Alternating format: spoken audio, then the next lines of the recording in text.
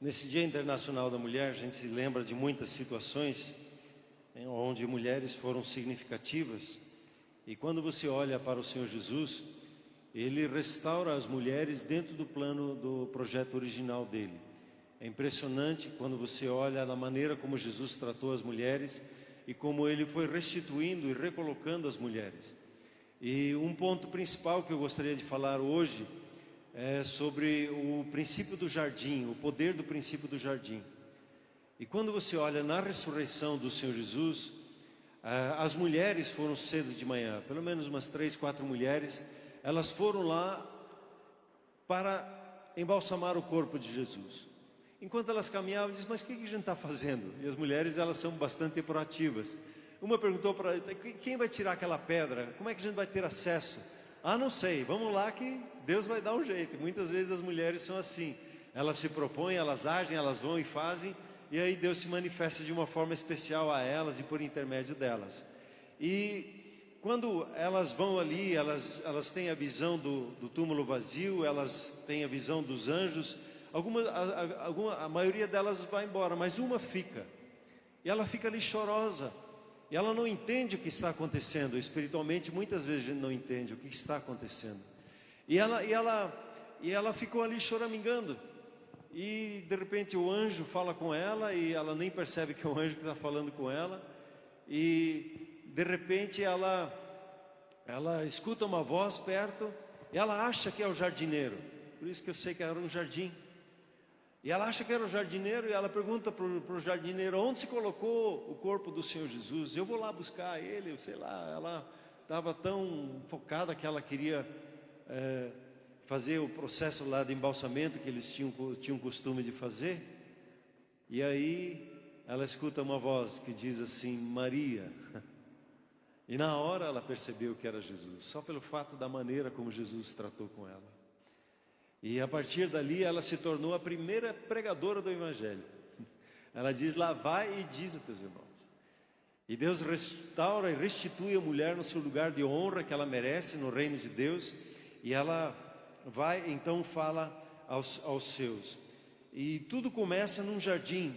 Quando você pensa sobre o reino de Deus, e nesse bimestre que a gente está focando na comunhão, nós queremos pensar, meditar um pouquinho mais sobre o reino de Deus e obter uma revelação, algo que o Espírito Santo dê para cada um de nós e para nós em conjunto, o que é o reino de Deus, como esse reino funciona. E o princípio do jardim, para mim uma palavra pessoal que mexe comigo, é o Salmo 84, os versículos 4 a 7, que eu queria ler com você. Salmo 84, que diz assim, a partir do versículo 4: Bem-aventurados os que habitam em tua casa, louvam-te perpetuamente.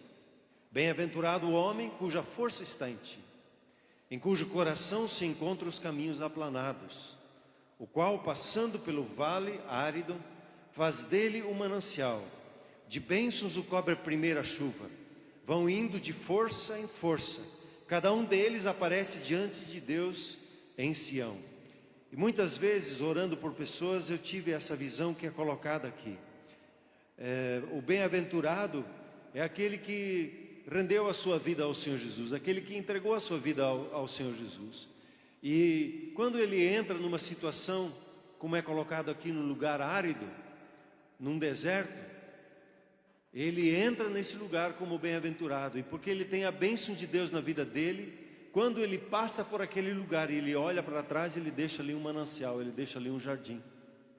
E muitas vezes, ao entrar numa vida e perceber às vezes as histórias tristes de pessoas que sofreram debaixo do tacão das trevas, e têm os seus casamentos, os seus relacionamentos destroçados por causa de uma obra maligna, e você vê o reino de Deus entrando naquela pessoa, naquela vida, e você observa por um tempo aquela pessoa buscando a Deus, e logo aquilo que era árido, aquilo que não tinha vida, se torna um belo de um jardim.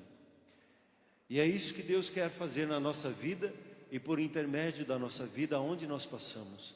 Em qualquer pessoa, onde você entra na vida dela, você é uma bênção tal, que aonde existe morte, onde existe sequidão, Deus vai manifestar por intermédio da sua vida, para que ali se estabeleça um jardim na vida daquela pessoa.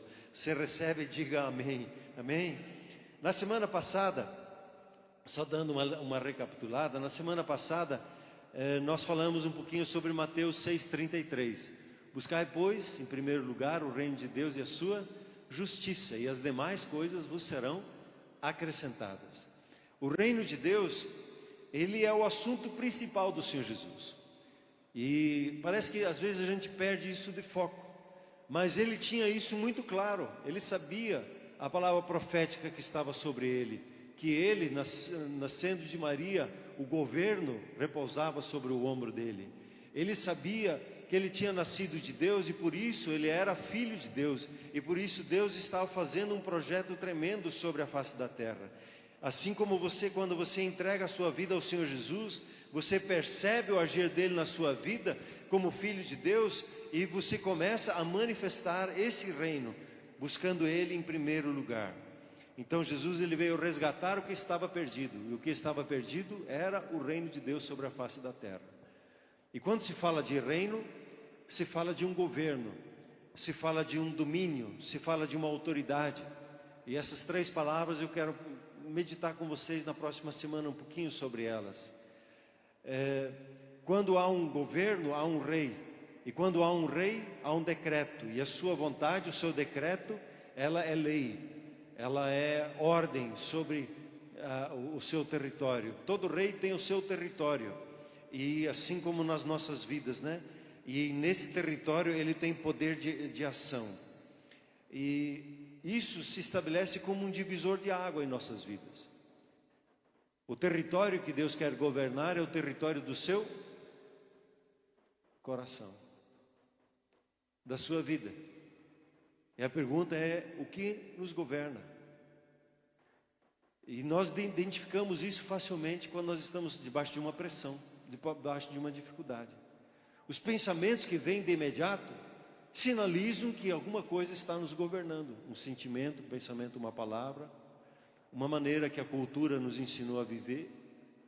A pressão, ela ajuda a identificar o problema de coisas que nos governam no coração. A pergunta hoje é: o que governa o seu coração? A Bíblia diz assim que aquele a quem eu obedeço, esse me governa, lá em Romanos 6. O sentimento que vem ao meu coração, às vezes pode me governar porque eu sirvo Ele, porque eu reconheço Ele, porque eu valorizo Ele. E quem governa o jardim do nosso coração é uma pergunta-chave. E hoje eu quero lhe renovar, como na última vez nós terminamos com essa palavra, eu quero lhe incentivar a renovar o seu voto de dizer assim: o Senhor Jesus é o Senhor do meu coração. Você pode dizer isso hoje? O Senhor Jesus é o Senhor do meu coração, é o Rei do meu coração. Nós conversamos um pouquinho sobre o conceito da colonização. E quando você entende esse conceito da colonização, entende melhor o pensamento de Deus, como é chamada também a ideia genial de Deus, de manifestar o reino de Deus na terra. Deus, ele tinha um pensamento que ele queria manifestar o céu na terra. E como é que ele começa? Ele começa com um jardim. Ele cria os céus e a terra. Na região do Éden, ele decide e implanta um jardim. Veja o mistério. A terra é o seu corpo, a sua alma é o Éden, e o jardim é o seu espírito. Como Deus, ele trabalha, o número 3 sempre é muito chave na Bíblia. E ele fala na sua vida como Deus faz as coisas. E ele começa a colonizar. Nós fomos colonizados pelos portugueses, por isso nós falamos português. Nós dirigimos o nosso carro no lado esquerdo, no lado direito da rua. Por quê? Porque era o jeito de Portugal fazer. E eu tenho uma curiosidade que quando se estuda a história, o fatalismo do brasileiro, que diz assim: se Deus quiser eu vou para o retiro. Isso é um fatalismo. Isso não tem nada a ver com Bíblia. Parece muito assim, espiritual, mas não tem nada a ver, né? Se Deus quiser, eu vou ler a Bíblia. Por que Portugal tinha fatalismo? Porque pouco antes de eles começarem a fazer as suas navegações, eles viveram 700 anos debaixo do islamismo. E o islamismo é muito forte no fatalismo. Eles pensam, vivem assim: se eu atravessar a rua aqui e um carro me pegar, foi da vontade de Deus, né? Fazer o quê? E exime da nossa responsabilidade. Muitas pessoas dizem: sim, se Deus quiser, eu vou fazer o curso lá com o Rebolo. E Deus quer? Claro que quer, senão não estaria trazendo a Ele para ministrar aqui na casa. Então, quando nós entendemos que Deus ele tem a ideia de colonizar e trazer o céu na terra, e Ele começa por intermédio do jardim. Na época dos portugueses, nós tínhamos um governante em exercício aqui no Brasil. Tinha lá, acho que começou com Dom João, depois foi para Dom Pedro I, Dom Pedro II. Eles eram príncipes regentes aqui nessas terras portuguesas. E quem que é o príncipe regente hoje sobre a face da terra, aí no seu coração? É o Espírito Santo. O Espírito Santo está sobre a face da terra e ele tem uma incumbência a manifestar o reino de Deus na sua vida e por intermédio da sua vida. E Deus tem um propósito o que ele quer fazer com esse jardim. E aí a gente entra no princípio do jardim. Então Deus sempre começa do pequeno para o maior. Ele começa sempre com uma semente e a partir da semente ele faz todas as coisas. Ele começa com uma palavra, essa palavra é a semente dele e aí ele começa a agir. Então ele começa a agir a partir do seu espírito, para então alcançar seu corpo, a sua alma, o seu corpo e assim por diante. Vamos ver lá em Gênesis 2:8. Gênesis 2:8 diz assim: e plantou o Senhor um jardim no Éden, na direção do Oriente, e pôs nele o homem que havia formado. Como eu disse, o jardim na região do Éden, que era na terra. Seu corpo é a terra, a sua alma é o Éden e o seu jardim é o seu espírito. O governo de Deus na terra, quer dizer, os céus na terra, ele começa a partir do seu espírito. E ele se manifesta aí na sua vida. E o Espírito Santo que está habitando em você, ele começa a operar e a falar a você no seu espírito. E na ETM, que nós temos aí, a nossa escola de treinamento ministerial, a gente entra um pouquinho mais em detalhes sobre isso, sobre o Espírito, quando fala sobre o batismo no Espírito Santo. O seu Espírito, ele tem 3 funções, que é a comunhão, que é a consciência e que é a intuição. A comunhão, ela é marcada pela oração. Quanto mais você ora e conversa com Deus, e interage, vive o ambiente da oração, maior e mais íntima será a sua comunhão com Ele. Mas Ele quer lhe conduzir também na sua intuição, que para nós seria melhor a palavra revelação. Onde Deus, Ele quer revelar os pensamentos dEle para você, com relação à sua vida, sua família, seu casamento, os pensamentos dEle em relação ao seu trabalho, aos projetos que Ele tem dado para você. É algo que você recebe e se manifesta gratuitamente como um presente no seu espírito. E aí Deus está ministrando a sua vida. E esse é o jardim que está sendo trabalhado, a sua comunhão, a sua intuição e também a sua consciência. Você pode ter uma consciência boa, você pode ter uma consciência ruim, e você pode ter uma consciência cauterizada, e não perceber mais o falar de Deus na sua vida. E Deus espera que nós tomemos altitude e nos movamos nesse processo para cultivar e cuidar bem desse nosso jardim chamado Espírito. Um pouquinho mais adiante, em Gênesis 2:15, ele diz assim, que o Senhor, o Senhor Deus tomou então o homem e o colocou no jardim do Éden, e ele tinha de fazer 2 coisas: cultivar e guardar. A palavra cultivar significa aqui trabalhar e servir. Olhar em direção a outros e ajudar a outros. Tudo que Deus dá na sua vida não pode parar em você, Ele é dado para que você dê a outros. E quando mais você dá, mais haverá na sua vida.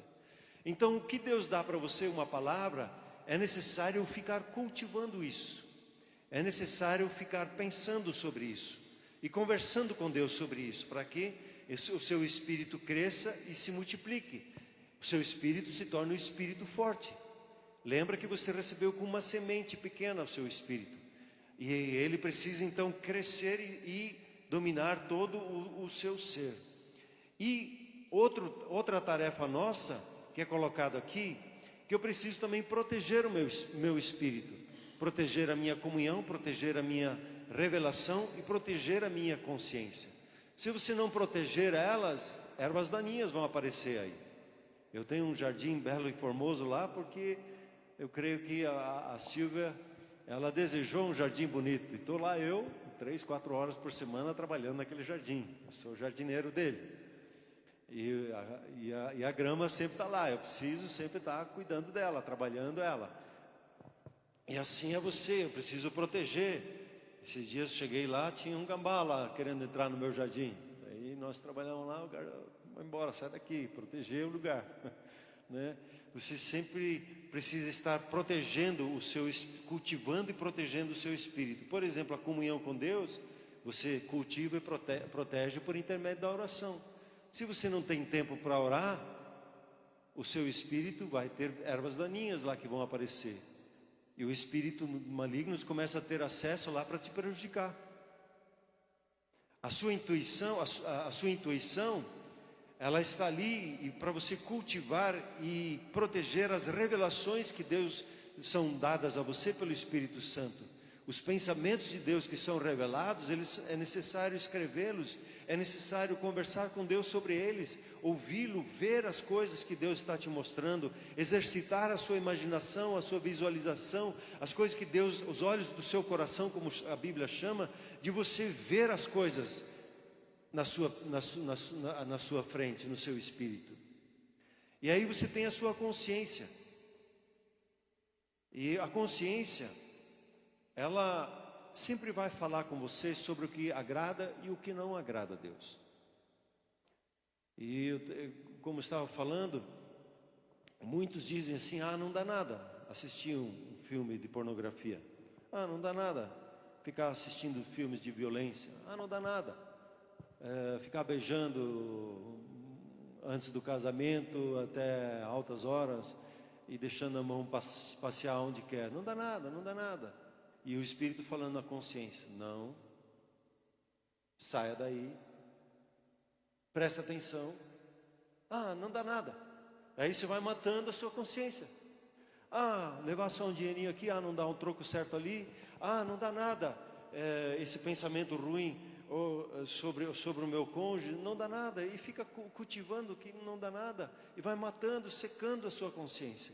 E a voz de Deus que quer falar com você não é atendida.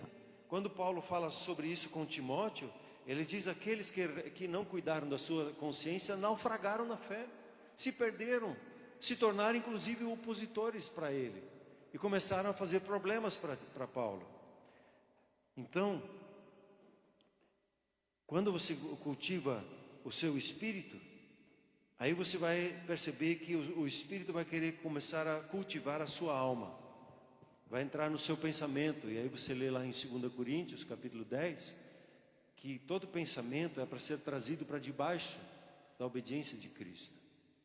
Aí você lê lá em Filipenses 2:5, tendo em vós o mesmo sentimento que houve em Cristo Jesus, de pegar as suas emoções e trazê-las para debaixo do sentimento de Cristo, de trazer governo sobre as suas emoções. E aí você lê nas Escrituras ao Senhor Jesus, quando Ele diz assim, lá em Hebreus, que nós acabamos de ler esses dias, e aliás, nós entramos hoje em Apocalipse, né? O livro da revelação. Apocalipse em grego significa revelação. E hoje, quando se fala sobre Apocalipse, se fala que final do mundo, desgraça, coisa assim. Não, Apocalipse é a revelação, fala da revelação do Filho de Deus. E o livro, então, que nós vamos ler agora, é a terceira vez que nós lemos juntos, né? Então, se você não embarcou ainda, embarque aí no livro de Apocalipse. Mas lá em Hebreus que nós lemos, Jesus diz assim: eis-me aqui para fazer, ó Deus, a sua vontade. E a partir do Espírito você vai cultivando a sua vontade dentro da vontade de Deus, pensando sobre a vontade de Deus, conduzindo a sua alma para que ela experimente. E aí você vai conduzindo a sua alma e você vai trazendo a manifestação do reino de Deus para o seu corpo. Você vai vendo o seu corpo como o templo do Espírito Santo. Você vai vendo o seu corpo como um instrumento da justiça de Deus para tocar e abençoar outras vidas. E você vai vendo que por intermédio do seu corpo, Deus pode fazer coisas extraordinárias ao tocar vidas e trazer curas, sinais, prodígios maravilhosos, fora do comum por intermédio do seu toque na vida das pessoas.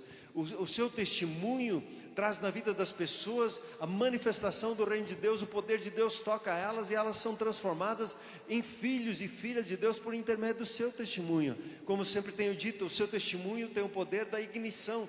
Quando você bate a chave da ignição, o motor da salvação opera na vida daquela pessoa.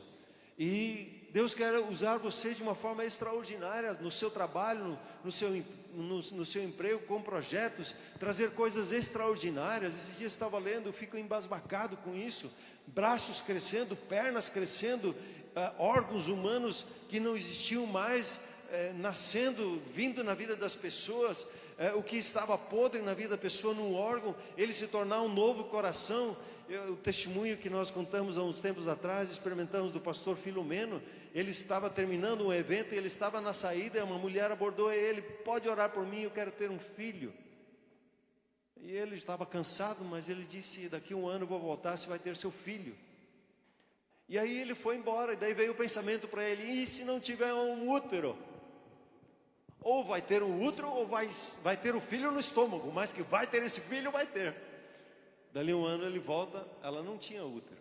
E um útero foi criado para que a palavra de Deus se cumprisse na vida dela e ela tivesse o seu bebê dali um ano. São exemplos extremos, mas acontece ao nosso redor, com a manifestação do reino de Deus. E está aí, isso é seu, isso é nosso como igreja. E quando nós permitimos que o jardim da nossa vida seja bem regado e tratado por Deus, você vai percebendo como esse reino de Deus vai crescendo de uma forma idônea na sua vida. Em Gênesis 2:10, ele fala de uma coisa intrigante, que só esse ponto aqui daria uma mensagem. Eu só vou mencionar para ele, para deixar você meditar sobre isso um pouquinho. Diz lá em Gênesis 2:10, e saía um rio do Éden para regar o jardim, e dali se dividia, repartindo-se em 4 braços. Quando você vai lá no Apocalipse, você vê lá o trono de Deus, e o que sai do trono de Deus? Sai um rio. Quando você crê nas Escrituras, como dizem as Escrituras, do seu interior saem rios de água viva. Pelo menos 4 rios saem daí da sua vida. Esse rio que começava ali no jardim do Éden, ele se subdividia em 4 braços. E é interessante estudar os 4 nomes. Os nomes são Pison, Gion, Tigre e Eufrates. O primeiro significa aumento. E o reino de Deus é assim, começa pequeno e ele sempre aumenta. Tudo que Deus começa na sua vida, ele vai começar pequeno, mas ele vai fazer isso se multiplicar abundantemente. Você recebe, diga amém. Aí você tem o rio Gion, que é irrompendo. O rio de Deus na sua vida, ele rompe com todo o governo das trevas, com toda a impossibilidade humana, com tudo que nós dizemos que é impossível, com todos os nossos limitadores. O rio de Deus, quando ele manifesta na sua vida, não existe mais a palavra isso é impossível. Tudo é possível aquele que crê. E isso está aí na sua vida. Você recebe, diga amém. O tigre, que também significa no hebraico lá, Idekel, significa rápido. O reino de Deus é assim. Ele começa parecendo que não quer nada com nada, mas as coisas começam a acontecer rapidamente na sua vida. Não é para ficar parado 1, 2 anos, é para acontecer rapidamente aí na sua vida. Você recebe isso, diga amém. E aí você tem o rio Eufrates, ele significa frutífero. Tudo que Deus põe a mão, ele se torna frutífero na sua vida. Aonde você colocar a mão, é para se tornar frutífero, é para se tornar produtivo. Qualquer área que você se envolva, por causa da manifestação do reino de Deus na sua vida, é a característica desse reino. E você é assim. você tem essa identidade. Onde você está, as coisas aumentam, prosperam. Onde você está, não há limitadores mais. Você vai irrompendo, superando problemas que se tornam oportunidades para esse rio se manifestar. Isso acontece de uma forma rápida e consistente, e isso traz muito fruto, se torna muito produtivo. Se você recebe isso na sua vida, diga aí, amém. Qual é o propósito de Deus com o seu jardim na sua vida? Deus tem um propósito. E eu quero ler 3 textos. Primeiro lá, uma palavra de Moisés, em Números, capítulo 14, versículo 21. Quando ele diz assim: porém, tão certo como eu vivo, e como toda a terra se encherá da glória do Senhor. Tão certo como você vive aqui, a terra se encherá da glória do Senhor. E ele diz depois no Salmo, voltando a isso, Salmo 72, 19, diz assim: bendito para sempre o seu glorioso nome, e da sua glória se encha toda a terra. Amém e amém. E o povo diz, amém. E aí, Abacuque, ele, no 2,14, diz uma coisa idêntica: pois a terra se encherá do conhecimento da glória do Senhor, como as águas cobrem o mar. Ele quer manifestar a glória dele em nossas vidas. Porém, todo ser humano, veja bem isso, nós já falamos isso em janeiro, todo ser humano pecou. E porque pecou, carece da glória de Deus. Se não é uma ação sobrenatural de Deus ao seu favor, você não alcança isso. E Jesus morreu por você na cruz. Ele ressuscitou dentre os mortos.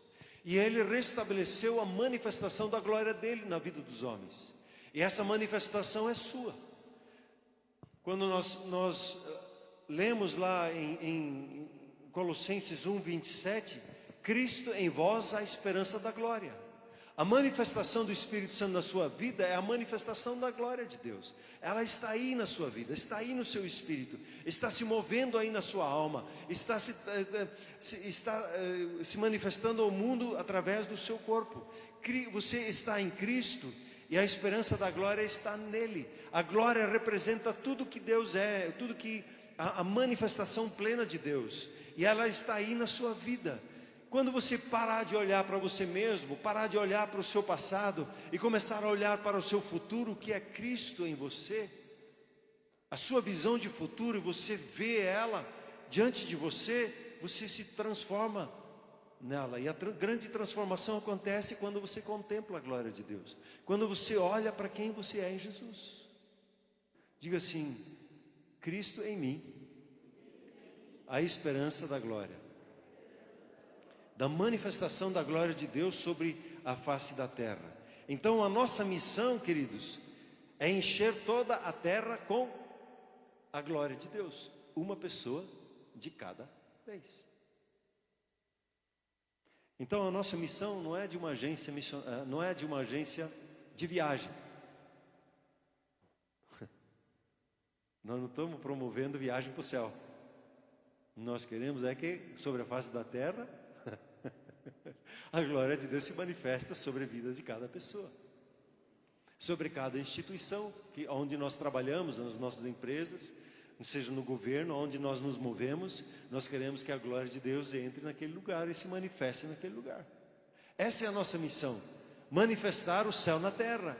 Esse é o nosso trabalho, de proteger o nosso jardim e fazer manifestar esse jardim, essa glória de Deus que está na nossa vida, na vida ao nosso redor, na nossa pessoa. Então nós não estamos aí para preparar a partida da igreja para o céu. Se nós ficar olhando para isso, a gente vai se perder, a gente vai ter uma mente escapista. O nosso negócio é sair daqui. Não, o nosso negócio é encher a terra com a glória de Deus, é encher as vidas, as pessoas. E aí entra um princípio importante quando se fala sobre o jardim, porque todo jardim tem um jardineiro. Sabe lá João 15, quando Jesus fala: meu pai é o jardineiro?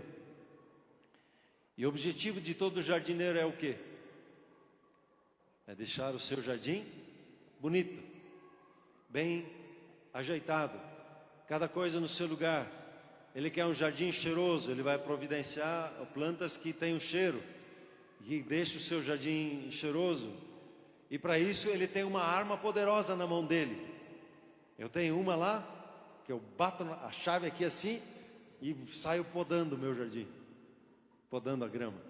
Tem uma outra lá que eu comprei agora, é poderosa mesmo. Eu bato nela aqui, o motorzinho de 2 HP lá, e vou cortando a cerca viva lá, que está sorrindo para mim e me chamando para cortar ela. O poder da poda. Se o jardineiro não poda o seu jardim, o que acontece com o jardim? Vira um mato. E às vezes quando deixo lá, os matos querem aparecer. Eu vou lá e vou podando, vou tirando, vou limpando, tratando o meu jardim. E todo jardineiro, ele busca boas sementes, ele busca um solo fértil, ele busca nutrientes. Esses dias nós fomos visitar lá o Marcos, lá onde ele trabalha ali fazer uma propaganda ali na Chácara Suíça, né? E ele me vendeu lá uma terra, nutrientes adequados. Eu percebo que eu volta e meia preciso da água, quando falta água, quando vou plantar umas flores que eu comprei lá com ele, eu precisei colocar no lugar, colocar boa terra, colocar no lugar que floresça, colocar água, ver se é muito sol, pouco sol. Eu preciso cuidar do meu jardim, para que ele fique bonito. E o meu neto possa lá jogar bola naquela grama bonita. E minha esposa se alegrar quando ela chega em casa e vê aquele jardim que está florido, bonito, verdão lá. A poda. Todo jardim, ele precisa da poda. E veja comigo lá 1 Coríntios 4:20. Nesse contexto de 1 Coríntios 4, está lá Paulo trabalhando com a igreja de Corinto. E ele está falando lá em admoestar eles, em chamar a atenção deles. Como filhos amados. Ele diz no contexto lá o seguinte, que vocês têm muitos professores por aí, né? Você entra no YouTube, tem muitos mensageiros, tem bons pregadores no YouTube, também tem muito mal lá, mas tem gente boa no YouTube, que você pode assistir. Você tem muitos livros hoje, livros excelentes, que eu até posso te indicar alguns para ler, como Miles Monroe, um escritor aí já falecido recentemente, mas ele tem livros extraordinários. Mas ele diz, pais, vocês têm muito poucos. O pai que vai te podar, tem muito pouco que faz isso. E nós precisamos paz na nossa vida.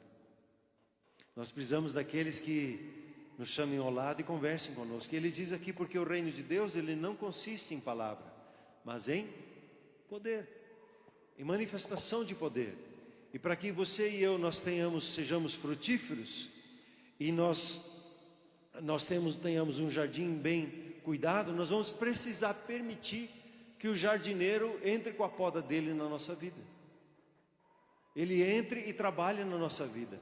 E nós estávamos conversando um pouquinho com pastores sobre a questão da poda, e me lembraram que toda poda tem o seu tempo certo.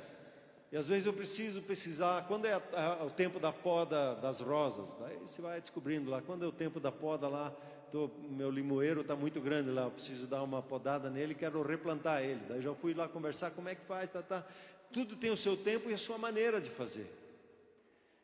Por exemplo, o perdão.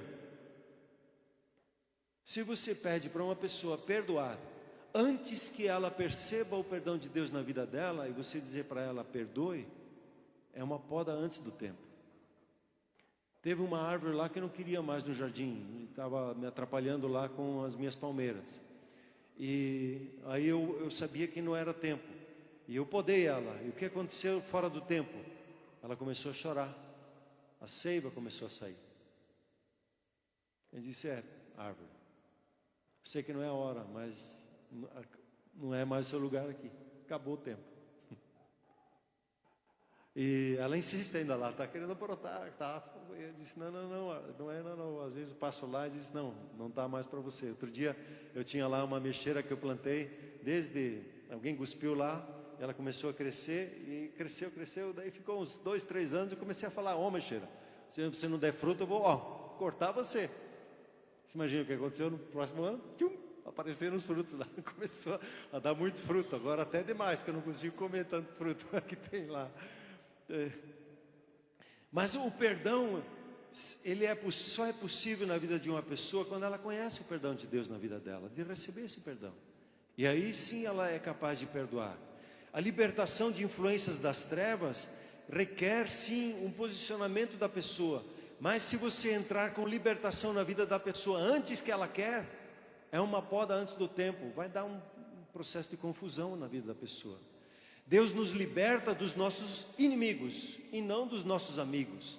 Se uma pessoa não está disposta a abrir mão sobre algo na sua vida, não adianta você insistir. É necessário orar primeiro para que ela seja convencida pelo Espírito Santo, para que ela possa abrir mão e ser curada e ser liberta na vida dela. Então toda poda tem o seu tempo, e você e eu, nós somos privilegiados, porque o nosso Pai Celeste é um jardineiro sábio, é um jardineiro amoroso, é um jardineiro bondoso, é um jardineiro paciente, é um jardineiro que quer manifestar a glória dele na nossa vida. E ele, sempre que ele vai trabalhar uma área na nossa vida, vai ser com amor. E aí entra uma coisa que a gente precisa podar no nosso coração. É a desconfiança que Deus não é bom. É achar que Deus é culpado do mal. É achar que aquela pergunta que muitas vezes as pessoas fazem, né? Mas por que Deus deixou isso acontecer?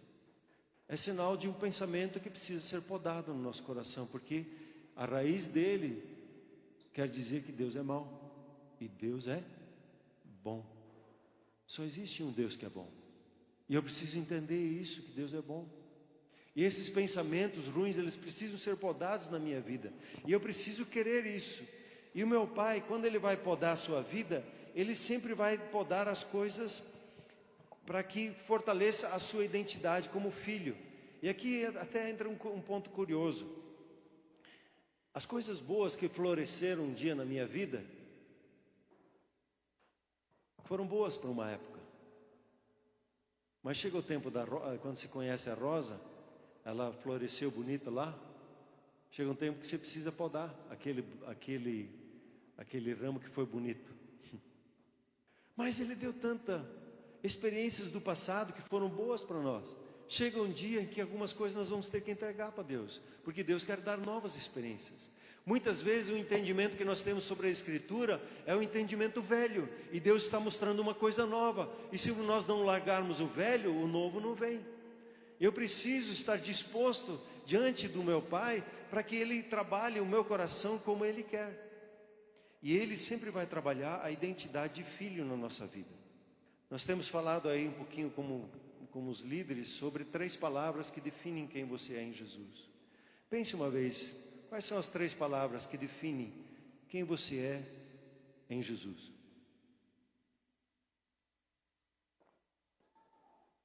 Que muitos dizem, eu sou amado, eu sou amado. E está certo, é bem isso. Outro disse assim, eu sou perdoado. Está certo, certíssimo, você é perdoado. E tudo que difere de que você é amado, que você é perdoado, precisa ser cortado, podado, para que isso não venha mais te dominar no sentimento e no seu coração, e venha à luz quem você é em Cristo Jesus, como uma pessoa amada, uma pessoa perdoada, uma pessoa que manifesta a glória de Deus. Sempre que o jardineiro estiver presente, o seu poder também vai estar presente. Num culto como esse, quando você ouve a palavra, provavelmente o Espírito Santo está com aquela tesourazinha, fazendo algumas podas, ajeitando, deixando você mais bonito e mais bonita, trabalhando os seus pensamentos, seus sentimentos. Se você deixar, Ele vai deixar você cada vez mais bonito, cada vez mais bonita. Se você disser não, aqui não, Ele vai esperar o seu tempo, para que quando você confiar nele, Ele possa trabalhar na sua vida. Sempre que a sua presença está presente, o seu poder está presente, e se a presença e o poder estão presentes, o propósito de Deus está presente, que é manifestar a glória dele na sua vida. Sem a presença e o poder de Cristo, os discípulos não podiam fazer nada. No entanto, acompanhados com a presença e com o poder, eles podiam fazer tudo o que ele fazia a favor das pessoas ao seu redor, trazer a glória de Deus para a vida das pessoas. E esse é um ponto de posicionamento nosso. É um ponto de posicionamento. Em primeiro lugar, o reino de Deus. Em primeiro lugar, o governo de Deus. Em primeiro lugar, em nossas vidas, o nosso maior desafio em cada circunstância, em cada pensamento, em cada sentimento nosso, é a declaração-chave, a declaração de fé sobre todas: Jesus é o Senhor. Vamos nos colocar em pé, por gentileza?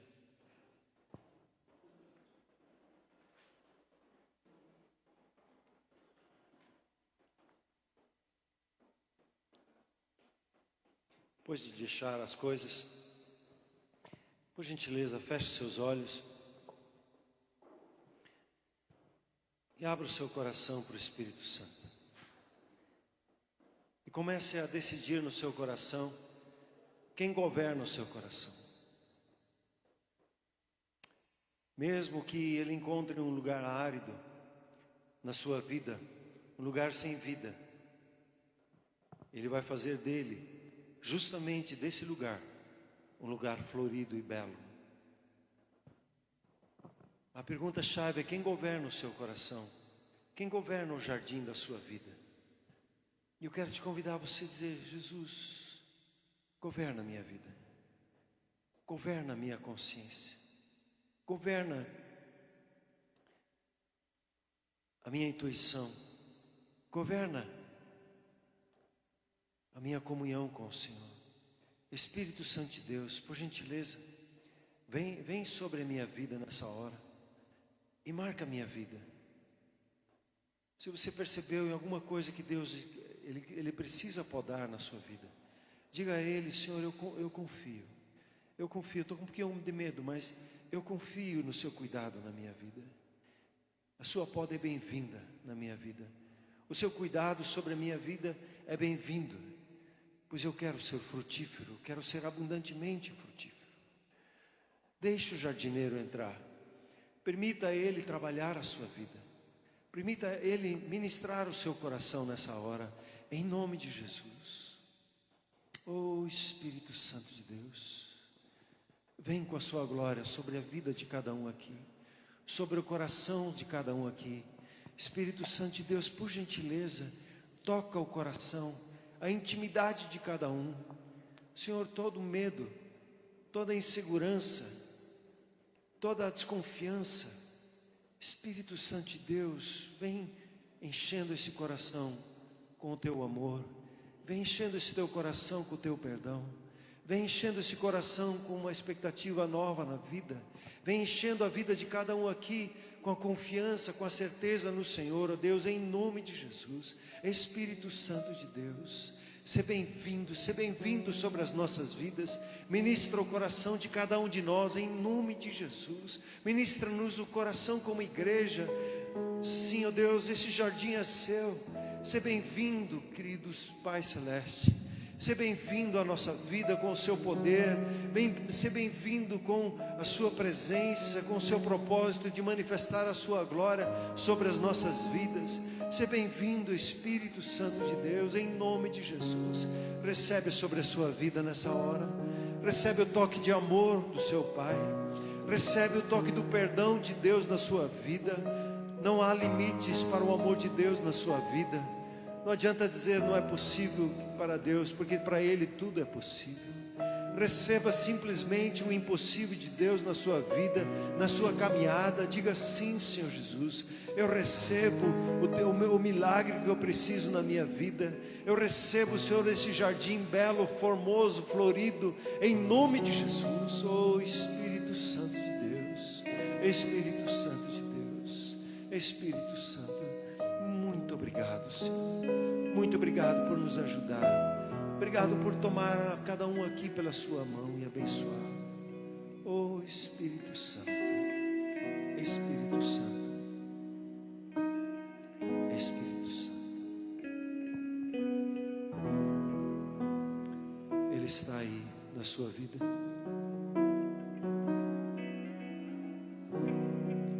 Eu vejo Ele tocando o seu coração, como que parado diante de você, colocando a mão no seu coração, não para lhe condenar, não para lhe machucar, mas para lhe abençoar no coração. Recebe essa bênção, esse toque no seu coração, como que a mão dele está diante no seu peito, bem onde que o seu coração está. Ele está lhe tocando. Recebe o toque de cura dele. Ele tira a acusação. Ele não acusa. Ele não condena. Receba na sua vida o perdão dele. Receba na sua vida a paz que excede todo entendimento.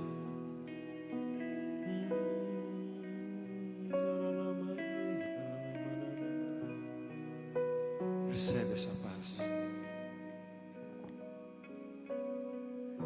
Você foi feito para viver debaixo desta paz.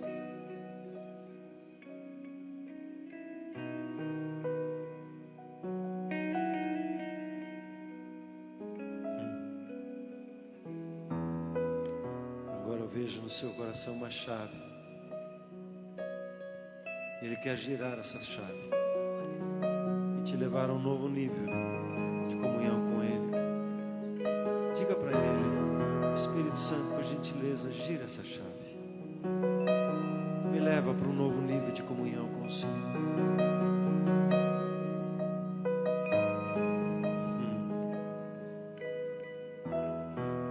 Você não imagina o riso que eles têm no rosto dele. Como ele está feliz. Ele olha ao redor. Diz: poxa, ele abriu o coração. Ele pediu para virar a chave. Diga: Espírito Santo, seja bem-vindo na minha vida. Diga assim: Espírito Santo, seja bem-vindo na minha família, na minha profissão. Entra na minha casa, em cada cômodo, em tudo.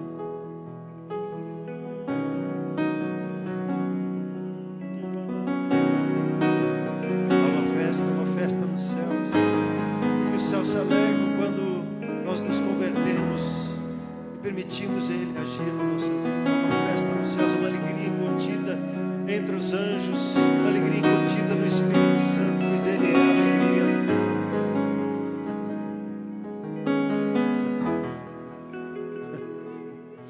Obrigado, Espírito Santo. Obrigado, Espírito Santo.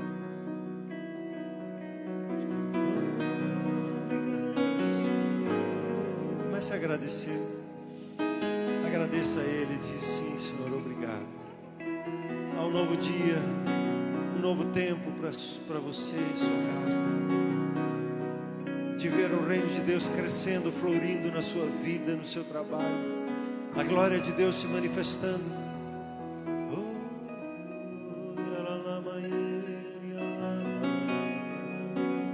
Como disse o Funias, o Senhor Deus está no meio de ti e Ele se alegra com júbilo sobre a sua vida. Obrigado, Senhor. Obrigado, Senhor. Receba isso, que o seu Pai se alegra pela tua vida.